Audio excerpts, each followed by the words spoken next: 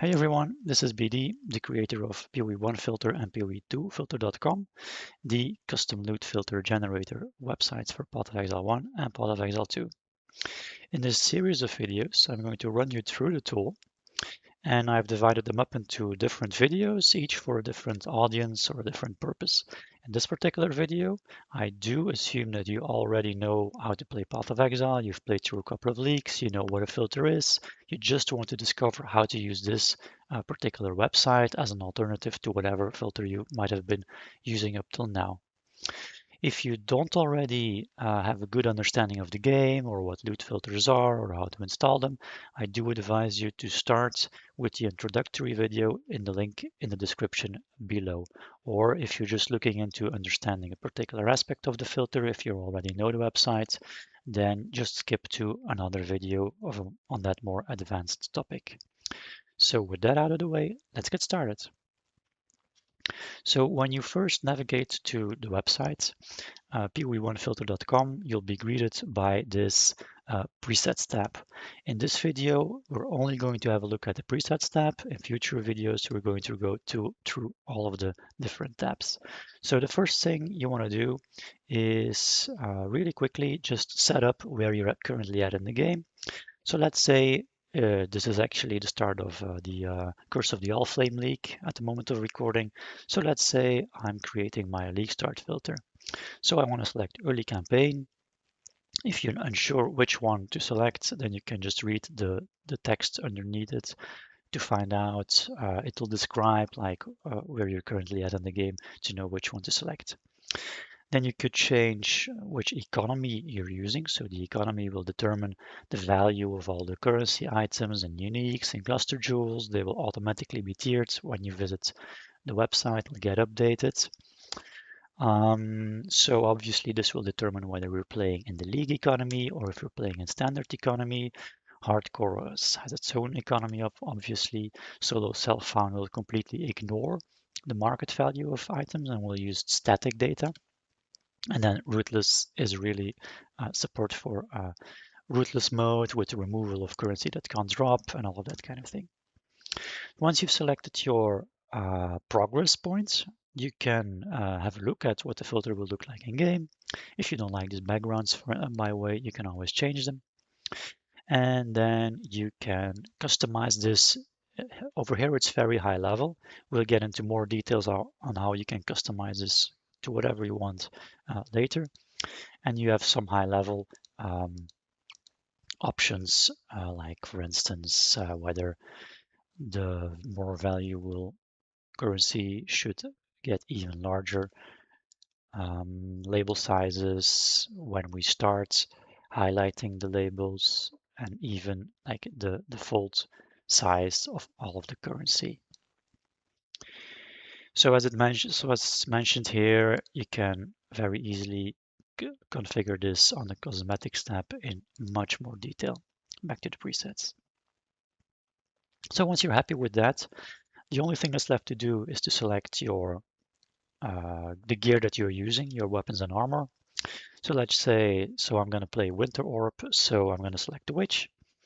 And then obviously I will not be interested in scepters, I'm only interested in wands. And then defense-wise, I'm also interested in a bit of armor. Then what I can do next is I can select the gems that I'm interested in. So let me just show this. So this is, for instance, a leveling guide. What I can do now is just copy this entire text. I don't even have to look at it. And then use this button here, paste it, and it'll automatically detect which gems are in the text, in the description. I can import them. We'll see an example of what it would look like. It would be highlighted, but obviously we're not going to count on these gems dropping. We're interested in where we can find them in the campaign. So that's where this extra tab comes in handy. It has a quest and gem tracker where, you can choose to show all of the quests or just the important ones that you probably really want to be completing. And then as you progress through the game, you can just check these, and it'll allow you to tell you which reward is going to rewarding you the gems you need. Back to the presets tab. What else have we got here? We can choose whether or not to display vendoring rares, whether we want all kind of sizes or only smaller ones. Same for vendoring magic items, again with the size. And then for magics, we also set until which area level we'll be interested in those. So you can totally simulate everything in this drop preview. So by default, it will just select some random drops. We'll see how they end up. So if I go through the area levels, we'll see at some point um, it'll start to change. So as soon as we hit area level 11, for instance, then this nailed fist isn't shown anymore. By the way, you can also always simulate holding Alt, so you can see what hidden items would be um, hidden in the game. And you can also notice that in these labels, you also at the bottom see which rule is actually hidden. Then we'll go into a lot more detail as far as that's concerned. And that's it. You're completely set up. You're good to go. So now you have a couple of options. We can just copy the filter outputs, which you can always see at the bottom here, whatever is generated. You can copy it to clipboards. What I prefer to do is I select the game folder. So you just navigate to My Games, Path of Exile. You select this folder. You allow the website to access this folder. And from then on, you can just save to file. It'll use the name of the currently selected filter over here, or if you scroll to the top over here, it'll use that file name as the name of the filter, and then you can just select it in game. Of course, the alternative is to log in on pathofexile.com using whatever means. And then once you've logged in, you authorize the tool, you authorize my tool to access your filter data, you confirm your realm, and then it'll tell you that you're logged in. You can now start syncing, and it'll also inform you that we also store your filters online. We can analyze, do some large data analysis on these.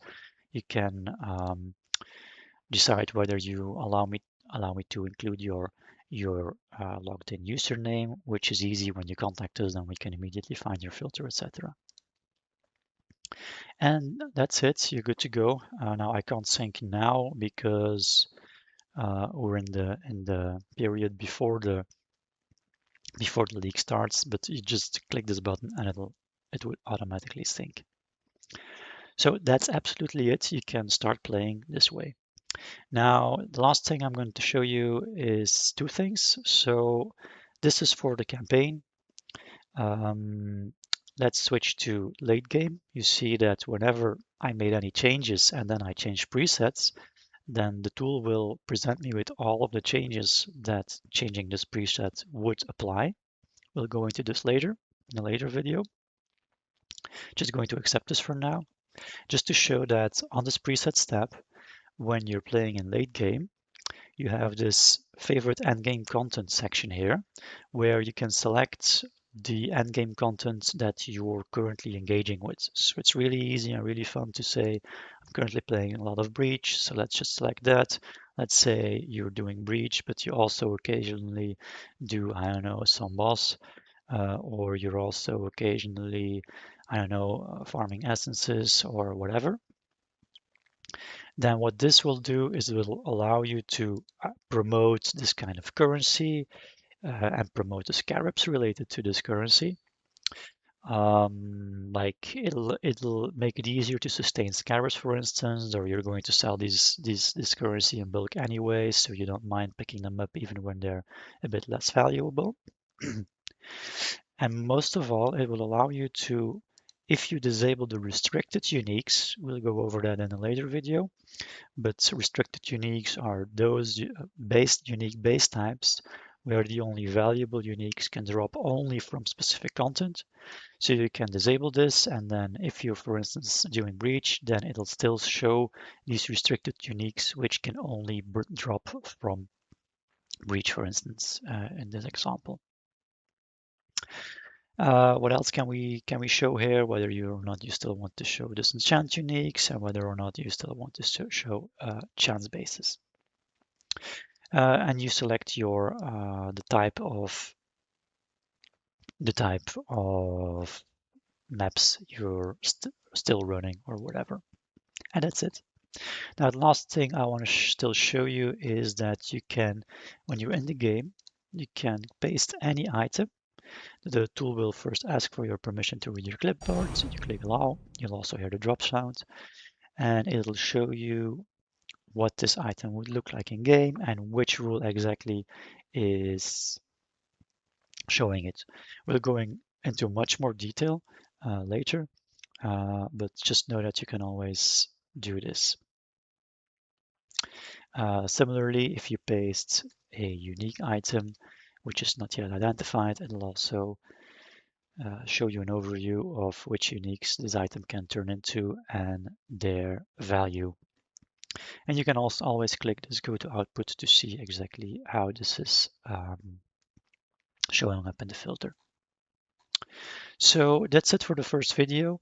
In the next video, we'll be going through all of the different tabs and how they work together. But in this first video, this was just how to get up and running with your first filter very quickly without having to spend too much time on it.